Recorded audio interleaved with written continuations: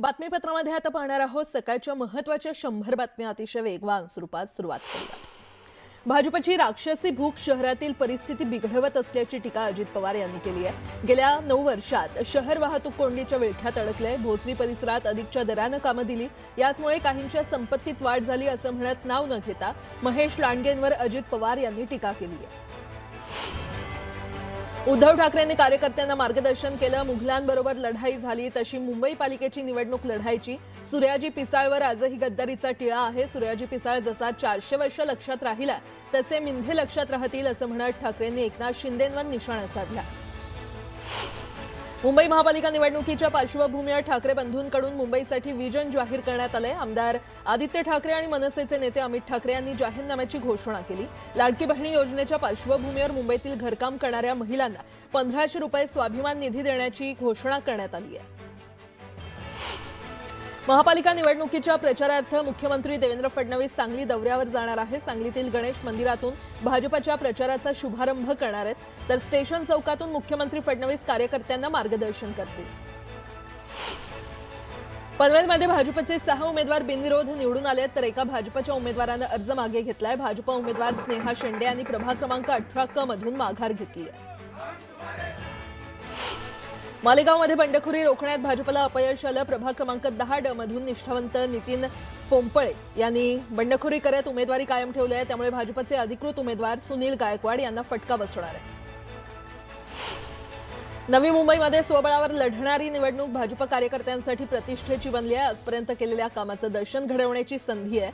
संधी सोन्याची करा, पूर्ण ताकदीनं क्षमतेनं निवडणूक डोक्यावर घेऊन लढा, असा कानमंत्र भाजप प्रदेशाध्यक्ष रवींद्र चव्हाण यांनी कार्यकर्त्यांना दिला। खोतकरांनी विकासाच्या नावावर हवेत बढाया मारू नयेत। विकास कामांचे पुरावे दाखवून खोतकरांनी बाप दाखवावा, अन्यथा श्राद्ध घालावे, अशी टीका माजी आमदार कैलास गोरंट्याल यांनी केली आहे। भाजप भ्रष्टाचाराच्या पैशातून महाविकास आघाडीचे उमेदवार खरेदी करतायत असा आरोप शेकापचे माजी आमदार बाळाराम पाटील यांनी केलाय।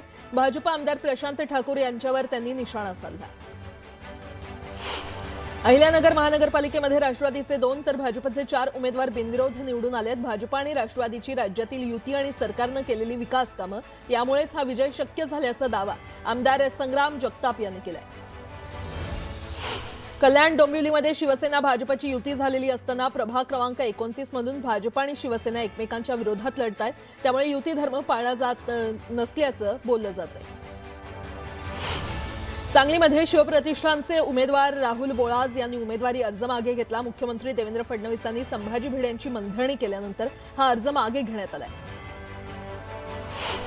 धुळे महानगरपालिकेच्या निवडणुकीत भाजपचे प्रभाग क्रमांक 17 अ मधील उमेदवार अमोल मासुळे यांची बिनविरोध निवड झाली आहे। अमोल मासुळे तिसऱ्यांदा महापालिकेवर निवडून गेलेत। या बिनविरोध निवडीनंतर अमोल मासुळेंचा सत्कार करण्यात आला। सांगली महापालिकेच्या निवडणुकीत काँग्रेस आघाडीच्या उमेदवारांनी माघार घेतली आहे। मिरजमधील प्रभाग 7 मधून गायत्री कल्लोळी यांनी भाजप उमेदवार बानू मुसा जमादार यांच्या विरोधातील अर्ज मागे घेतलाय। कल्याण डोंबिवलीमध्ये भाजपचे आणखी 2 उमेदवार बिनविरोध विजयी झालेत। कल्याण डोंबिवलीमध्ये युतीचे 21 उमेदवार बिनविरोध निवडून आलेत। मुकुंद पेडणेकर प्रभाग 26 अ मध्ये आणि महेश पाटील प्रभाग 27 ड मधून बिनविरोध विजयी झालेत। जळगाव महानगरपालिकेत भाजप आणि शिवसेनेच्या प्रत्येकी 6 जागा बिनविरोध निवडून आल्या, तर जळगाव महापालिकेतील 75 पैकी महायुतीच्या 12 जागा बिनविरोध झाल्यात। या विजयानंतर महायुतीच्या कार्यकर्त्यांनी जल्लोष केला। पुण्यात भाजपचे 2 उमेदवार विजयी झालेत। प्रभाग क्रमांक 35 सनसिटी माणिक बाग इथून भाजपच्या उमेदवार मंजुषा नागपुरे यांची बिनविरोध निवड झाली आहे। पुण्यात भाजपचे 2 उमेदवार बिनविरोध विजयी झालेत। प्रभाग क्रमांक 35 ड मधून श्रीकांत जगताप यांची बिनविरोध निवड झाली आहे। या विजयानंतर केंद्रीय मंत्री मुरलीधर मोहोळ आणि शहराध्यक्ष धीरज घाटे यांच्या उपस्थितीमध्ये जल्लोष करण्यात आला। पुण्यामध्ये भाजपकडून प्रभाग 2 क्रमांक 2 मधून पूजा मोरे यांनी माघार घेतल्यानंतर आता अदिती बाबर भाजपच्या अधिकृत उमेदवार म्हणून निवडणूक लढवत आहेत। पूजा मोरे यांनी निवडणुकीतून माघार घेतली होती। अखेर युवा स्वाभिमान पक्षाचे उमेदवार सचिन भेंडे यांना उच्च न्यायालयाकडून दिलासा मिळाला आहे। भाजप उमेदवार तुषार भारतीय भेंडे यांच्या विरोधात केलेल्या तक्रारीचा अर्ज न्यायालयाने फेटाळून लावलाय। ठाण्यामध्ये शिवसेनेचे 4 उमेदवार बिनविरोध निवडून आलेत। प्रभाग 18 ब मधून जयश्री फाटक, प्रभाग 18 क मधून सुखदा मोरे, प्रभाग 17 अ मधून एकता भोईर आणि प्रभाग 18 ड मधून राम रेपाळे हे शिवसेनेचे उमेदवार बिनविरोध निवडून आलेत। जळगाव महापालिकेमध्ये भाजपच्या उमेदवार वैशाली पाटील यांची बिनविरोध निवड झाली आहे। महायुतीला 75 पैकी किमान 70 जागा मिळतील असा विश्वास आमदार मंगेश चव्हाण यांनी व्यक्त केला आहे। पिंपरी चिंचवड महापालिका निवडणुकीमध्ये प्रभाग क्रमांक 10 ब मधून भाजपच्या उमेदवार सुप्रिया महेश चांदगुडे यांना या बिनविरोध निवडून आलेल्या आहेत। याआधी रवी लांडेंची बिनविरोध निवड झाली आहे। उल्हासनगर महापालिका निवडणुकीच्या प्रभाग क्रमांक 15 मधून राष्ट्रवादीच्या उमेदवारांनी माघार घेतली आहे। उल्हासनगरमध्ये अजित पवारांच्या 3 उमेदवारांनी माघार घेतली असून भाजप उमेदवारांच्या पराभवासाठी खेळी सुरू आहे। प्रकाश सुर्वेंची समजूत काढण्यात उदय सामंत यांना यश आले। मुलाला उमेदवारी न मिळाल्यानं प्रकाश सुर्वे नाराज होते। सुर्वेंची जागा दरेकरांच्या भावाला दिल्यानं नाराजी होती। दरम्यान बंड शमवण्यात सामंत यांना यश आले। सुर्वेंची समजूत काढण्यात सामंतांना यश आले। अपक्ष उमेदवार रागिणी बैरीशेट्टी यांनी शेवटच्या क्षणी माघार घेण्यास नकार दिला। त्यामुळे मंत्री प्रताप सरनाईक यांच्या पत्नी परीक्षा सरनाईक बिनविरोध निवडून आल्या नाहीत। गिरीश महाजनांनी निष्ठावंतांना झुकतं माप दिलंय। नाशिकच्या प्रभाग 25 मधून सुधाकर बडगुजर यांचे चिरंजीव दीपक बडगुजर यांनी अर्ज माघारी घेतल्यानं सामान्य कार्यकर्त्याला संधी मिळाली आहे। जालना महानगरपालिका निवडणुकीमध्ये काँग्रेस, राष्ट्रवादी शरद पवार आणि उद्धव ठाकरे यांची शिवसेना पक्षानं आघाडी घेतली आहे। काँग्रेस 39, राष्ट्रवादी शरद पवार पक्षानं 13 आणि उद्धव ठाकरे शिवसेना 13 जागा लढवत आहे। तर पहिला महापौर महाविकास आघाडीचा होईल असा विश्वास माजी आमदार संतोष सांबरे यांनी व्यक्त केला आहे। आणि आता एक सविस्तर बातमी पाहणार आहोत। पिंपरी चिंचवड आणि पुण्यामध्ये दोन्ही राष्ट्रवादी एकत्र निवडणूक लढवत आहेत आणि या निवडणुकीसंदर्भात अजित पवार यांनी पिंपरी चिंचवडमध्ये पत्रकार परिषद घेतली।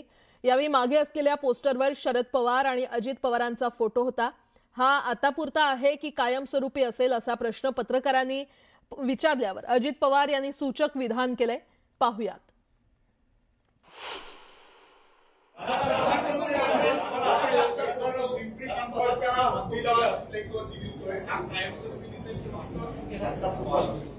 तुझ्या तोंडात साखर पडो, तुझ्या तोंडात साखर पडो। नांदेड महापालिका निवडणुकीची रणधुमाळी आता सुरू झाली आणि सुरुवातीलाच भाजप खासदार अशोक चव्हाण आणि त्यांचे राजकीय विरोधक राष्ट्रवादीचे आमदार प्रताप पाटील चिखलीकर यांच्यामध्ये जुंपली। महापालिका निवडणुकीमध्ये तुम्हाला प्रताप पाटील आणि राष्ट्रवादीचे किती आव्हान आहे असा प्रश्न अशोक चव्हाण यांना विचारण्यात आला। तेव्हा कोण प्रताप पाटील मला माहित नाही असं उत्तर देऊन अशोक चव्हाण यांनी चिखलीकर यांना डिवचलं। चव्हाण यांना आमदार प्रताप पाटील चिखलीकर यांनी प्रत्युत्तर दिलंय।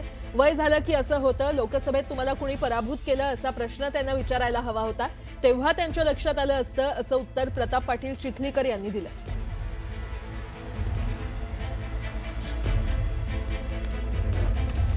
प्रताप पाटलांचं किती मोठं आव्हान वाटतं राष्ट्रवादीचं आपल्याला? कोण प्रताप पाटील? मला माहित नाही कसा पाटील? हा बोला। डिवचण्याचा प्रश्न नाहीये। वय माणसाचं झालं की अशा गोष्टी करतात। त्यांना खरं तर तुम्ही प्रश्न विचारायला पाहिजे होता की तुम्हाला लोकसभेत कोणी पराभूत केलं, मग त्यांच्या लक्षात आलं असतं। कदाचित त्यांचा स्वभाव ते त्याच्यामुळं ते कदाचित विसरले असतील आणि त्यांनी विसरले तरी जनता विसरत नाही ना। पुन्हा एकदा बातम्या वेगवान स्वरूपात।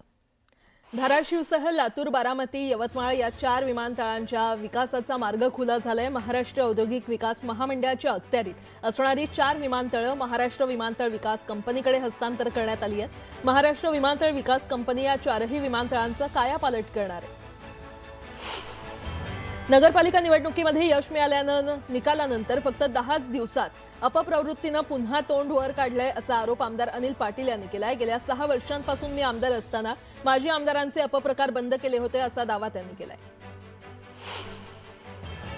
अंबरनाथ नगरपरिषदेच्या नवनिर्वाचित नगराध्यक्षा तेजश्री करंजुले पाटील यांनी आपल्या नगराध्यक्ष पदाचा पदभार स्वीकारला। भाजप नेत्या चित्रा वाघ, आमदार किसन कथोरे, आमदार कुमार आयलानी यांच्या उपस्थितीमध्ये त्यांनी नगराध्यक्ष पदाचा पदभार स्वीकारला। अंबरनाथ नगर परिषदेमध्ये शिंदेंची शिवसेना हा सर्वात मोठा पक्ष ठरलाय। यासोबतच इतरही काही महत्त्वाच्या बातम्या आपण पाहणार आहोत। तुर्तास एक छोटासा ब्रेक घेऊन लगेचच परत येतोय। पाहत रहा न्यूज 18 लोकमत।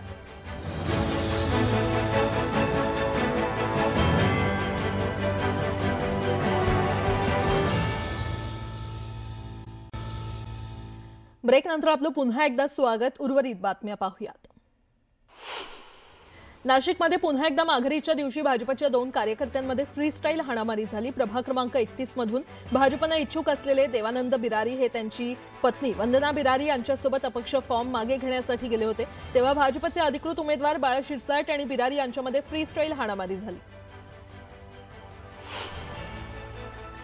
सोलापुरात भाजप कार्यकर्त्यांनी कार्यालय फोडलं। प्रभाग क्रमांक 2 मधील भाजप उमेदवाराच्या संपर्क कार्यालयाची अंतर्गत राजकीय वादातून तोडफोड करण्यात आली। भाजप आमदार विजयकुमार देशमुख यांच्या समर्थकांमधील वाद टोकाला पोहोचला। सोलापुरातील वादादरम्यान मध्यस्थी करायला गेलेल्या मनसेच्या पदाधिकाऱ्यावर जीवघेणा हल्ला झाला आणि यानंतर उपचारादरम्यान मनसेचे पदाधिकारी बाळासाहेब सरवदे यांचा मृत्यू झाला।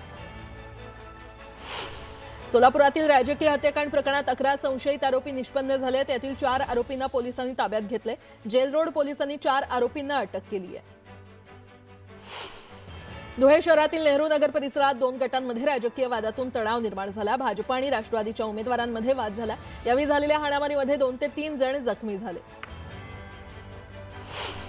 सोलापुरात अर्ज माघारी घेताना पुन्हा एकदा गोंधळ झाला। प्रभाग 3 मधील भाजप उमेदवार राजू पाटील आणि शिवसेनेचे उमेदवार सुरेश पाटील यांच्या समर्थकांमध्ये हुज्जत झाली। भाजप उमेदवार राजू पाटील यांची पोलिसांसोबतही बाचाबाची झाली। शिवसेनेचे जिल्हा प्रमुख देवदास दरेकर यांनी भीमाशंकर मंदिरातील पुजाऱ्याला मारहाण केली। मारहाणीची घटना सीसीटीव्हीमध्ये कैद झाली।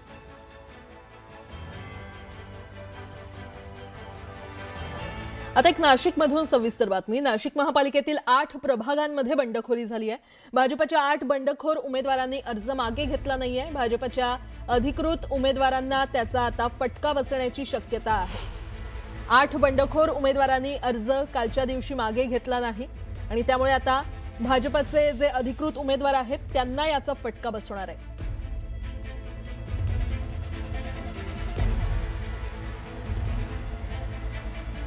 तर नाशिकमध्ये भाजपला कशा पद्धतीने बंडखोरीचं ग्रहण लागले आपण ते पाहूयात। अरुण पवार हे प्रभाग क्रमांक 1 मधून भाजपचे उमेदवार आहेत, तर अमित घुगे हे भाजपचेच बंडखोर उमेदवार आहेत।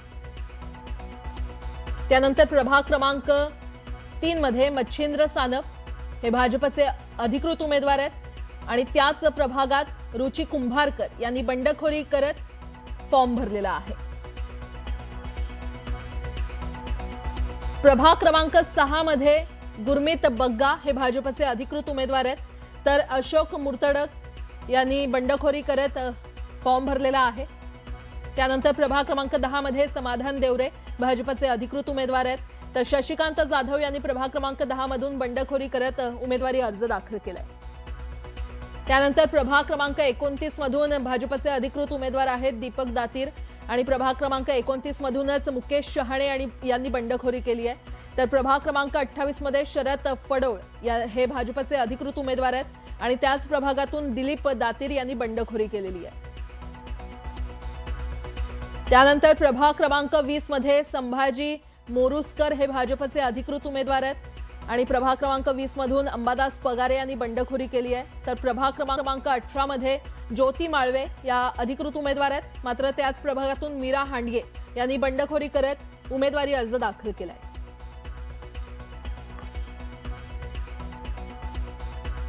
पुढची बातमी पाहूयात। नवीन वर्षाचं स्वागत आणि ईश्वराचे आशीर्वाद घेण्यासाठी रिलायन्स इंडस्ट्रीजचे सर्वेसर्वा मुकेश अंबानी यांनी सहपरिवार गुजरातच्या प्रसिद्ध सोमनाथ मंदिराला भेट दिली। यावेळी त्यांच्यासोबत पत्नी नीता अंबानी आणि मुलगा अनंत अंबानी उपस्थित होते। अंबानी कुटुंबियांनी यावेळी सोमनाथ महादेवाचं दर्शन घेऊन अभिषेक केला आणि विधिवत पूजा अर्चा केली। अंबानी यांनी सोमनाथ मंदिरात सोमेश्वर महापूजा आणि ध्वजा पूजामध्ये सहभाग घेतला। सोमनाथ मंदिराच्या ट्रस्टकडून मुकेश अंबानी यांचा सन्मान करण्यात आला।